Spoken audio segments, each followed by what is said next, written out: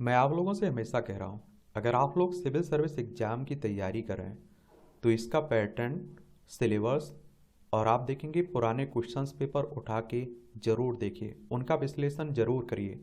तब आप लोगों को मालूम चलेगा कि किस सब्जेक्ट से कितने क्वेश्चंस पूछे जा रहे हैं, किस तरह के क्वेश्चंस पूछे जा रहे हैं। तो आज हम लोग इसी के बारे में बात करने वाले हैं।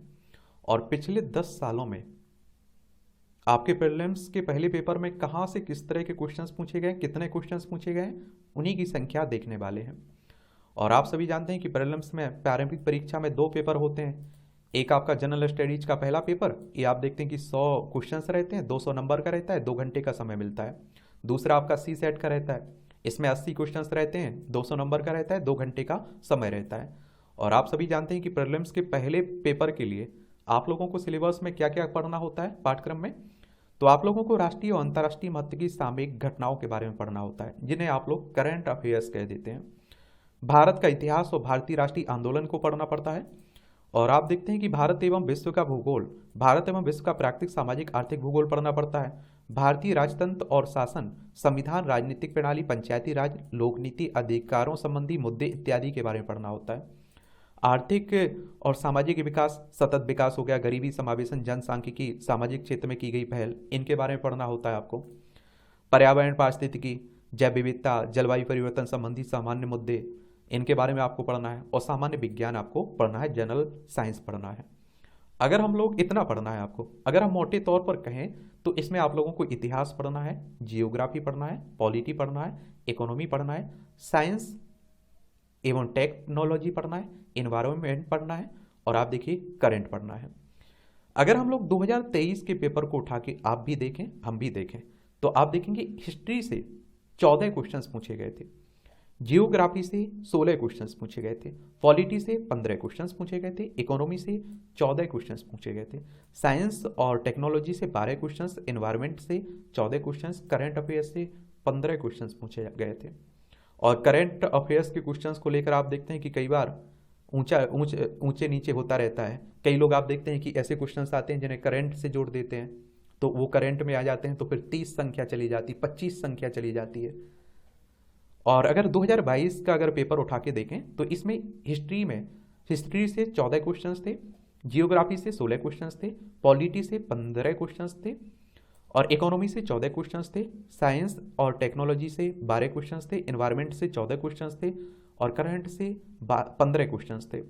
अगर हम 2021 में जाएं तो इतिहास यानी कि हिस्ट्री से 10 क्वेश्चंस थे, जियोग्राफी से 10 क्वेश्चंस थे, पॉलिटी से 11 क्वेश्चंस थे, इकोनॉमी से 16 क्वेश्चंस थे, साइंस और टेक्नोलॉजी से 14 क्वेश्चंस थे, 14 प्रश्न थे, और इन्वायरमेंट से 17 प्रश्न थे, और करंट से 17 प्रश्न थे। अगर हम लोग इससे और पीछे चले, 20 में चले, 2020 में चले, तो हिस्ट्री से 20 क्वेश्चंस थे, यानी कि 20 प्रश्न थे हिस्ट्री से, जियोग्राफी से 10 प्रश्न थे, पॉलिटी से 17 प्रश्न थे, इकोनॉमी से 15 प्रश्न थे, साइंस टेक्नोलॉजी 10 क्वेश्चंस थे, और आप देखेंगे इन्वायरमेंट से 10 प्रश्न थे, करंट से 10 कितने 18 प्रश्न थे।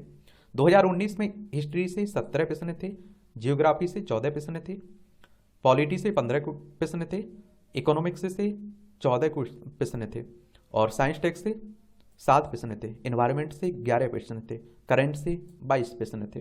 2018 में आप देखेंगे तो हिस्ट्री से 22 प्रश्न थे, जियोग्राफी से 10 प्रश्न थे, और आप देखेंगे कि पॉलिटी से 13 प्रश्न थे, और आप देखेंगे कि इकोनॉमिक्स से 18 प्रश्न थे, साइंस टेक से 10 प्रश्न थे, इन्वायरमेंट से 13 प्रश्न थे, करंट से 14 प्रश्न थे।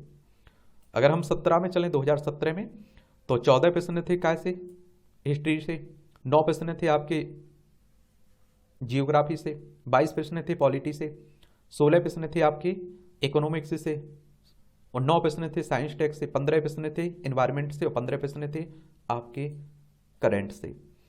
16 में अगर हम लोग जाएं, 2016 का प्रश्न पत्र उठा के देखें तो 15 प्रश्न आपके हिस्ट्री से थे, 7 प्रश्न आपके जियोग्राफी से थे, 7 पॉलिटी से थे, 18 आपके इकोनॉमिक्स से थे, 8 आपके साइंस टेक से थे, 18 आपके इन्वायरमेंट से थे, 27 आपके करंट से थे। किससे थे? करंट से। वहीं अगर हम लोग 2016 में चलें तो आप देखेंगे 2016 के बाद 15 में, तो आप देखिए 15 में आप देखेंगे 17 प्रश्न थे आपकी हिस्ट्री से, 16 थे आपकी जियोग्राफी से, 13 थे आपके पॉलिटी से, 13 आपके इकोनॉमिक्स से, 8 आपके साइंस टेक से, 11 आपके एनवायरनमेंट से, 22 आपके करंट से। 2014 में हिस्ट्री से 20 प्रश्न थे, जियोग्राफी से 14 प्रश्न थे, पॉलिटी से 14 प्रश्न थे, 10 प्रश्न आपके इकोनॉमिक्स से थे और साइंस टेक से 16 प्रश्न थे, इन्वायरमेंट से 18 प्रश्न थे और 8 प्रश्न आपके करंट से थे। और 2013 में अगर हम जाएं तो 16 प्रश्न थे आपके इतिहास यानी कि हिस्ट्री से, 18 प्रश्न आपके जियोग्राफी से, 16 प्रश्न आपके पॉलिटी से, 19 प्रश्न इकोनॉमी से और आप देखिए 14 प्रश्न साइंस टेक से और 17 प्रश्न एनवायरनमेंट से और करंट से 0 प्रश्न था। तो इस तरह से आप देख सकते हैं, इनका विश्लेषण कर सकते हैं।